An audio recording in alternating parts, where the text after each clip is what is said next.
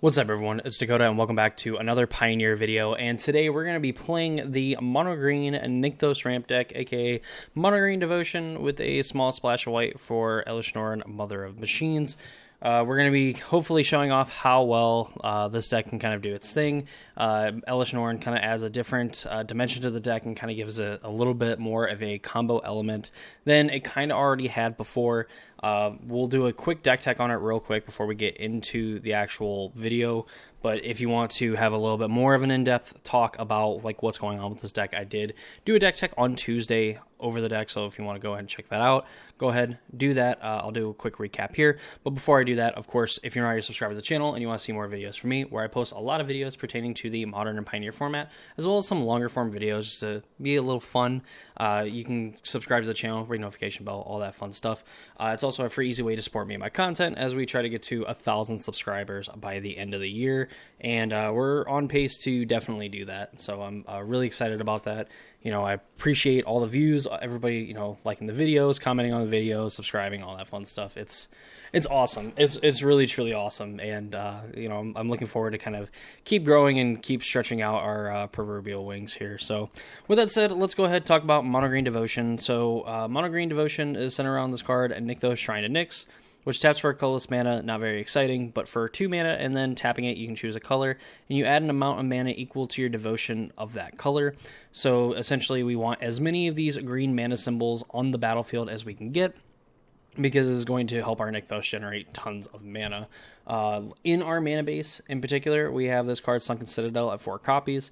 Not very fun having it on turn 1 in a few cases, which we'll get to here in a second, but you can have it choose a color when it enters the battlefield. You can add 1 mana to the chosen color, or you can add 2 mana, and you can use that mana to activate the abilities of land sources. So a lot of the time, you're going to be naming green with Sunken Citadel. This way, you can technically name white, so you can cast Elishnorn, but this is going to help you to activate Nykthos off of 1 land, which is essentially going to free up 1 land, plus generate, ideally, more mana.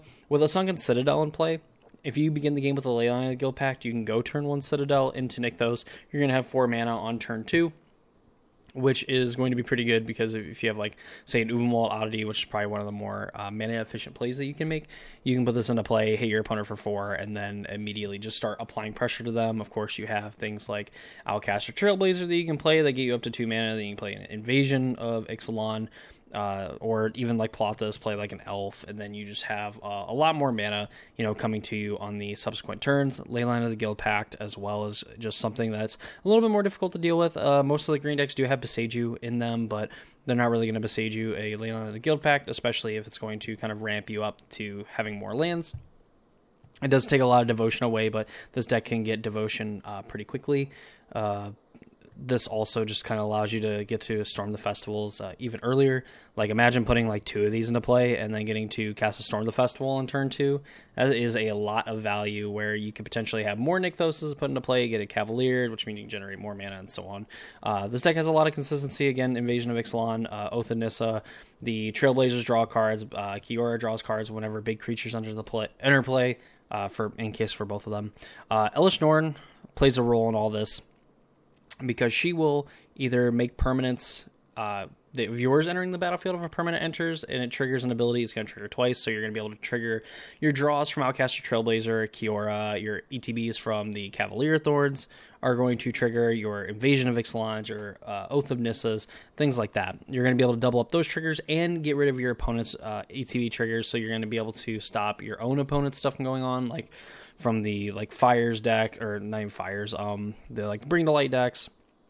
You're going to be able to stop some of the life gain from the Amalia decks, which is super annoying for them because there's only a few other ways they have to gain life besides creatures entering the battlefield. Things like that. Ends up being pretty good. Like, it's enough to, like, you can play this in the middle of like comboing, playing a bunch of things, and then you just end up playing like Cavalier, you end up playing like Old Growth Troll, you draw 4 cards, you put lands into play, you find more Nykthoses, and you just generate tons of mana till you get to an Uvenwald Oddity. You flip the Uvenwald Oddity, which is going to give your other creatures +1/+1 trample and haste, and then you're just going to be able to swing for game kind of on that turn.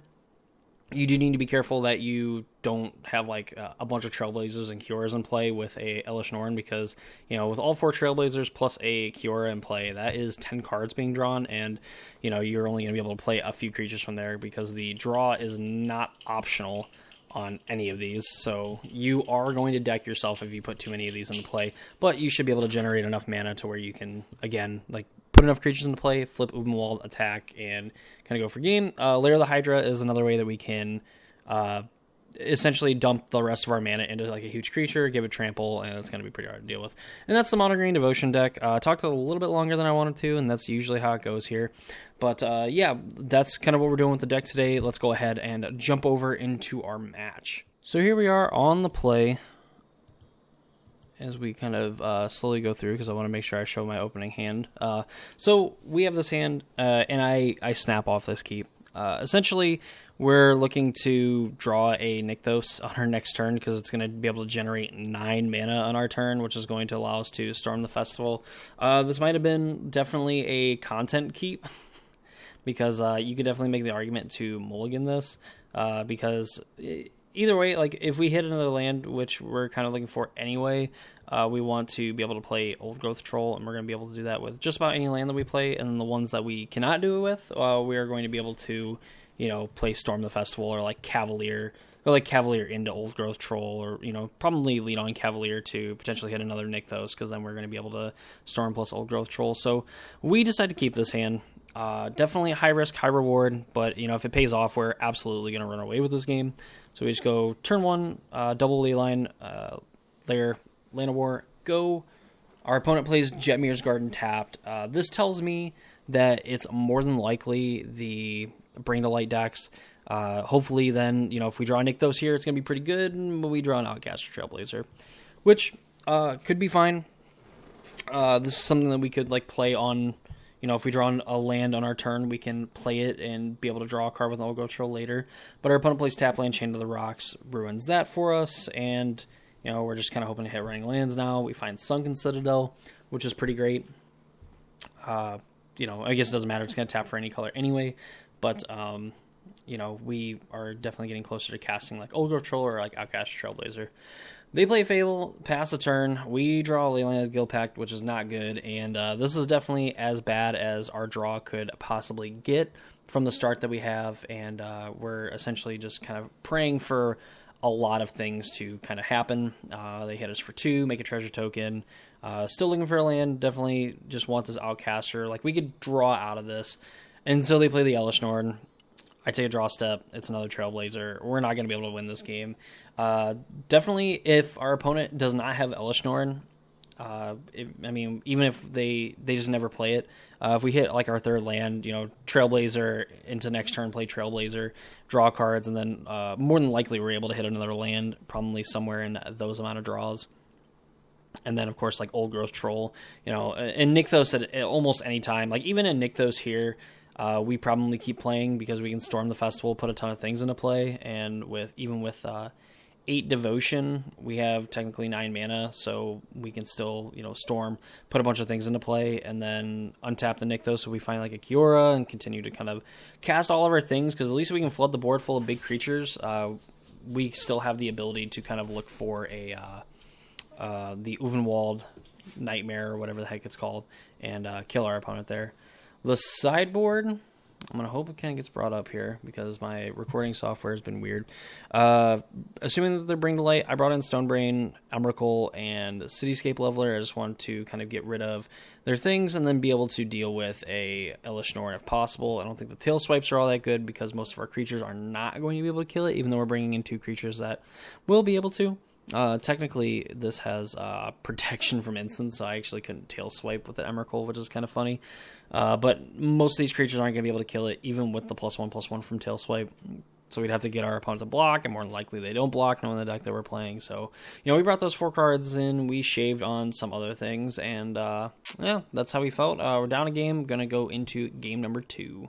So here's what we took out, since Magic Online is nice enough to show me. So we took out an Invasion, we took out an Oath, a Kiora, and actually we didn't bring in the Emrakul, so I believe we just brought in those 3 cards, and I thought we brought in the Emrakul, to my best of my knowledge. I guess it doesn't really do a whole lot either, especially if they're Bring to Light, other than we could just cast a Bring to Light and then, like, fizzle, or just find, like, a Mana Dork or something like that. But, you know, I think this is okay. You know, we do lose a little bit of redundancy with Evasion and, like, Oath, but I also think, like, the other cards that we brought in are kind of helpful. And for me, like when I'm not 100% sure what to cut, I just kind of shave on things. We keep this hand. We have turn 1 elf, which is going to be pretty good. And then we have if we draw into the land, we'll be able to play Old Growth Troll on turn 2. If not, we're going to be able to play an elf, get the Stonebrain on the battlefield. Obviously bearing like whatever we end up drawing. So we're just going to play the Llanowar Elf on turn 1, give ourselves the best chance to play the 3-drop on turn 2. Opponent immediately has Chain to the Rocks, so we are sad. So even if we don't draw another land, we can just play the Citadel and then play our elf, which we drew Elesh Norn. And we end up naming green with this still. We don't want to name white, even though maybe it is correct to do so, just because we cannot cast Old Growth Troll if we do not play this, and this is going to be kind of a way that we can get a lot of devotion on the battlefield. We draw a Boseiju. We end up playing the Old Growth Troll. We'll play the Boseiju. Pass. We have 4 mana available to us, so we have a Stonebrain plays available to us, and our opponent goes High Noon. So at this point, I can probably deduce that they're not on Bring to Light, because if they are, and they are playing High Noon in their deck, oh boy, they're going to be really sad if they cast a Bring to Light. But at this point, I don't think they're playing it. The only thing I can think of is kind of like Enigmatic Fires, which is a deck that really no one's played in like a long time. But, you know, it does have a decent, it has something, like definitely things you can do in it. But, you know, we just attack with a troll. We drew Leyline of the Guild Pact. Not super exciting, but we are able to play this. And then pass the turn. Could have Stonebrain, but, you know, again, there not really much that they can do. And I think I just want to keep, like, developing out my board. At this point, they're not really doing a whole lot to kind of stop what I'm doing. So I'm just kind of okay with, like, beating down. Attack with the troll. I believe I just ended up playing like Kiora here instead. I left this up so I could play the Stonebrain, and that did not work out. Untap the Sunken Citadel to like feign that I might have like a Boseiju that I could like blow up this High Noon at instant speed. Not like that there's a whole lot that they could do, but at least, oh boy, another Chain to the Rocks. Gross. Yeah, so not going well for us. They put the Yorion in their hand. They get rid of our big beater. We find another dork, but then we're able to play this Elesh Norn thanks to our Leyline of the Guild Pact, and then draw a card from our Kiora. So we're going to be in pretty good shape there. We shut down this Yorion. And even though we're going to be able to cast 1 spell, we're going to be able to get a lot of triggers here. So we're going to, I believe, end up playing like the Cavalier Thorns here, which is just going to get us, 2 cards. Make sure you draw your cards first. We're going to get a look at a bunch of lands. We find a Nykthos. Pass the turn. Like, we're going to be able to do this kind of like one play at a time. We're going to be able to use these Storm the Festivals and all these other things to just kind of keep generating advantage here, and then our opponent just concedes the game. There really probably wasn't much they're going to be able to do. A lot of their like Leyline bindings are shut off because of Elesh Norn. I would imagine a lot of their other removal, like their other Chain to the Rocks, just don't work. And I believe that like our 1 spell a turn is going to be on average probably better than their 1 spell a turn. And then even if they get rid of like the High Noon, well then we already have Nykthos, we have Elesh Norn, like we're just gonna be able to probably run through our entire deck and kill them like that. So that was game 2. Definitely a lot different from game 1, but that's just kind of showing off a little bit of what the deck can do. And I mean, you could see the potential here where if this High Noon wasn't in play, going into this turn, I mean, like we were going to untap and absolutely just, we have 3, 4, 8, 9 green devotion. We're going to be able to Storm the Festival for 3, potentially find another Nykthos, and if not, like untap this Nykthos and generate even more mana. So 3, 4, 8, 9. So 9, untap it, go to 7, go to 16, be able to Storm the Festival twice. At a minimum twice, and then if not, draw a bunch of cards that will go troll to find another like those. We're just absolutely going to go ham. So, yeah, that's game 2. Let's jump over to our third and final match. These are actually fast ones, which is a lot different from the blue-black decks, where we had a little bit more, I think, thoughts going into our decisions here. So let's go ahead, take a look at game 3. So here we are for game 3, and while we're on the draw, this hand is a little slow. We don't have a 1-drop elf. We don't have a in hand. We don't have a Leyline of the Guild Pact, but we do have a way to almost guarantee our third land with this Invasion of Ixalan. We're gonna play on turn 2. We're gonna be able to play like Kiora. which then does allow us to play like Outcast Trailblazer and draw a card. We could also just hit running lands, and then we can play a Cavalier on like turn 4. So, like, I think this hand is like okay. It's definitely not what you're looking for or what you want to be doing as the mono green deck. It's definitely the most tame, but it is what it is. We end up finding Lair of the Hydra, so we have our third land. So this Invasion of Ixalan can go and help us find like a Nykthos, which is going to be pretty good later on. Play the Lair, we play out our Invasion, in which we don't find it, but we find an Elf, so this allows us to play Kiora or Outcast Trailblazer, which we should lead on the Kiora, and then untap a land, play a Llanowar Elf, and then this is going to almost guarantee us that we're going to be able to play Cavalier. They play a High Noon because they do not like to have fun. We draw the land, and I believe this is where we play the Kiora. Go on, Dakota, click faster. Kiora, untap a land. We don't get to do anything, but at least this we can kind of feign like Besage or something like that. Moonbless Cleric, this is where we know for a fact that they are Enigmatic Incarnation, which I can read this card here in a minute while we be sad about our life choices, because I think we just end up playing like this Cavalier Thorns here. But Enigmatic Incarnation is at the beginning of your end step, you may sacrifice another enchantment. If you do, search your library for a creature with mana value equal to 1 plus the sacrificed enchantment's mana value, put that card on the battlefield, then shuffle. So they're able to turn like these Omen of the Seas, High Noons, whatever, into other creatures, or turn them into creatures, and then things like Moonbless Cleric can either go and find enchantments to put on top of your deck, or just find Enigmatic, but also find other enchantments that you can play that you can then use Enigmatic to kind of shuffle them away. Now, of course, they're more than likely playing Leyline Binding because they are playing 5 colors, so they're able to get some 7s, which don't want to stick around and find out what they do. But with this here, we end up playing a Cavalier. We get to draw a card, find a Sunken Citadel. We get to name white. We did draw a Nykthos, which is a little unfortunate. Maybe we want this in play, but you know, when we can only cast one spell anyway, it kind of is what it is. They play an Enigmatic. They sacrifice their Omen of the Sea because it's not doing anything. They find the Nimble Larcenist, and then they hit one of our Storm the Festivals. But then we draw another one, you know, hashtag Thoughtseize bug. We decide to play the Elesh Norn because then a lot of their enchantments just aren't going to do anything. We're going to be able to draw a ton of cards, activate Nykthos for a ton of mana. We're going to get in for 9. Kind of fine with trading it away. Could have pumped the extra mana into it, but it kind of is what it is. They play a second one, and so they're going to be able to sacrifice one, go get the Elesh Norn. They're going to sacrifice the other one, go get a Kenrith. And Kenrith is kind of a beast. Basically, for any color of mana, so for 1 red, you give your creatures, all creatures gain trample and haste. You can put a +1/+1 counter on a target creature for a 1 and a green. For 2 and a white, you can give a player, you have target player gain 5 life. For 3 and a blue, target player draws a card. And for 4 and a black, you can return target creature from a graveyard onto the battlefield under its owner's control. So that's going to be pretty bad for us. So we have a bunch of mana. We're going to play a Storm the Festival, find a Cavalier, and Oath Growth Troll. At this point, we're just trying to put a bunch of things into play. We end up plotting these Outcast Trailblazers to do something with our mana, because it really doesn't matter. Our opponent doesn't attack. They don't play a land. We pass the turn, and then we just start flashing back these Storm the Festivals, because we're basically just looking for the Uvenwald Oddity at this point. We find a Leyline and an Elvish Mystic. Just gives us another creature, gives us more devotion, so we're going to be able to have even more mana. Again, not like it's going to super matter unless we can get this High Noon off the battlefield, but you know, it could come up.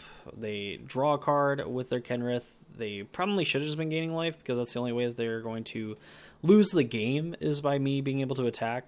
So maybe you could argue that they should draw cards or just start putting power into play. But even when I was like playing, I was surprised. Like, I would just start like stacking up like a bunch of power on like Elesh Norn, and then just, you know, eventually you're going to be able to attack with it, I would imagine. But now we generate a ton of mana. We flash back the last Storm the Festival in our graveyard. Now we find an Uvenwald Oddity. We find an Ixalan. We're not going to be able to get a trigger off of it, but, you know, it is what it is. But we are able to then flip the Uvenwald Oddity. It's going to make our creatures very menacing. And I believe, yeah, we get an attack this turn. So it puts a lot of pressure on them. There's like a few different ways they can block. They kind of shuffle things around. And, yeah, I don't know why that they were even thinking about losing the Elesh Norn. But, you know, here they just have them gain 5 life. They go to 1. We get this back, and then they're left with an Elishnorn in play. And there's not many things. I mean, they need to have like a Wrath to kind of deal with the board. And even then, we can kind of rebuild from a Wrath, which we see here. There's an Atraxa. So our opponent has 14 toughness in play, plus another 7 from like life gain. Which really isn't going to matter. We just make a 4/4 troll, which is going to be a 5/5. I make the mistake of not casting either troll or one of our exiled Outcaster Trailblazers, because they do gain haste. Even as I was like doing the math, and I don't know why it says that we were attacking the invasion, because we definitely do not want to attack the invasion. Basically, with this attack anyway, it really wasn't going to matter what they did, because I believe they were just dead on the board anyway with all the trample damage. So yeah, I don't know why it wanted me to attack the invasion, but we attack with everything. Our opponent doesn't really have any very good blocks, and we end up just killing them anyway, putting them to -9. So like they blocked 14 trampling damage, gained 7 life, and then died. So we end up winning the game. Unfortunately, the 2 games that would have been really sweet, they had high noon in both of them. But just to kind of show you that even when this deck is kind of restricted to playing one spell a turn, and it had its ETB shut off, which again is like basically twofold, stopping all the combo potential. It got to play through essentially 2 pieces of hate, and then eventually just found a way to put enough things into play and attack your opponent and win the game. Obviously, it's a classic case of like plenty of disruption, but not enough clock, and it's kind of fun to say that when they had a they had a Kenrith and an Elishnorn in play, and it just wasn't enough to kind of stop us from putting like 1 or 2 big creatures into play per turn, not being able to draw a card off of them.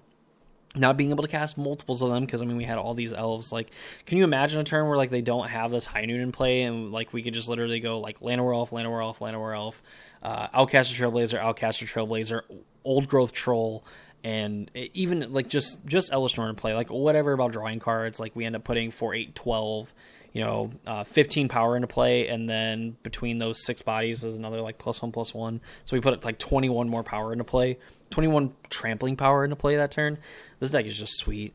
But yeah, that's how the match went. Let's go ahead and I'll give a little bit more of a synopsis, I guess, at the end here, and kind of go over what I liked and disliked about the mono green deck. So I'll catch you over on the deck screen. So what did we like? What did we dislike about the mono green deck? The mono green deck definitely has like this problem where, like most decks, where you definitely want to hit your land drops when you're playing this deck. We saw that game 1, where even if we didn't hit Nykthos, we were definitely like goldfishing for kind of like a super busted draw. But even if we just had naturally hit a 3rd land, like even if we hit like our forest on that turn, where we could have just, played in Old Growth Troll on like turn 2, we would have been in at least more like in decent shape there. So I guess with this deck, you're playing 20 lands. I don't think you want to play really more than that. I don't even think there's like really any like MDFCs that you really want to play. Like maybe the like Turn Timber one, like the 7 mana. Look at I think the top 7 put a creature in play. I don't think you really want that in this deck to like cut a land to like have access to a 7 mana spell. But aside from that, just kind of missing on that turn, the deck felt awesome. Like, again, even with only being able to play 1 spell a turn and having an opposing Elishnorn on the other side of the battlefield, we still technically had outs to it. We could have drawn one of our Besaiges. We could have, again, just kept digging for Ulvenwald Oddity. If we would have missed on like the Storm the Festival, the Kenrith definitely would have gotten out of control. So clutch that we looked at like 20 cards and found our 2 outer essentially in like 20 cards plus however many we looked at from previous turns. So I would say like almost guaranteed, like basically guaranteed but not guaranteed to find an Ulvenwald Oddity. And then to have the mana on that same turn to like play it and then be able to transform it and immediately put pressure on the opponent and make it very hard for them to have profitable blocks and, again, not get that much value from the Kenrith being on the battlefield is pretty sweet. Our opponent probably misstepped by not activating the Kenrith to either add power or to even like gain more life. Obviously, them gaining life probably wasn't going to matter. But definitely, I don't think drawing a card would have been the right answer unless they were digging towards like a Wrath. In which case, I'm glad that they were playing Yorion, so they had an extra 20 cards in their deck. to kind of like do things. But yeah, overall, I really like the mono green deck. It's definitely a deck that I think going forward for testing purposes, I think I'm going to play a little bit more of, just because I mean, I don't know. I really like this card, Outcaster Trailblazer. I like what this deck is doing, and I feel like a lot of the decks in Pioneer, you just kind of want to like steamroll your opponent, and I think with Elish Norn in this deck, while I think it gives it like a few percentage points, like in, against Amalia, where you could just, play a bunch of spells, and as long as they don't have their nut draw, like on turn 3, like you're able to kind of just turn 3 them back with I would imagine with some regularity, at least like turn 4, put a bunch of power into play, smack your opponent for a ton, where it doesn't matter how much life they gained, you just had like 8 creatures that all had trample and haste, which is a lot of damage coming through. I feel like that this deck is kind of like that bridge in between, where I think you could play against the like Rakdos decks and be okay against them, like as long as they're not beating you down like super quickly, and even if they have like the mono Thoughtseize draw or whatever the case is, if they have little to no interaction for what you have going on, I think you just go bigger and wider than vampires, so then you can kind of overwhelm them. You can kind of beat down a little bit on Amalia and put a little bit of pressure on them. If they're not able to win the game that turn, then you can just as easily untap and kind of like reverse KO them with that. And even like Phoenix as well, like mono green always just looks like a chore for the Phoenix deck to be, even though it's like not impossible. It just like always looks awful watching the mono green matchup versus the Phoenix matchup. So I think this deck is pretty solidly positioned. I'm not going to say it's like the very best deck to play, but I definitely had a lot of fun, and I will kind of look forward to testing it a little bit more as we get closer to Regional Championship Washington, D.C. But yeah, that's going to do it for this video. I hope you all enjoyed it. If you did, please leave a like on the video. Comment down below what Pioneer deck you would like for me to check out next, maybe play on the channel. If you also subscribe, everything like that, you'll know when I go live on YouTube as well, which I'm trying to stream a lot more this time around for the next like few weeks. So, if you want to catch a live episode, or I guess a live stream, subscribe, ring notification bell, all that fun stuff. We're going to be looking to maybe play some Modern or Pioneer on Friday, kind of test out the waters on what that looks like. Maybe Pioneer, but I kind of don't want to do any testing, really for either format, but it is Modern RCQ season, so it is what it is. But yeah, that's going to do it for me in this video. Hope you all enjoyed it, and I hope to see you all in the next one.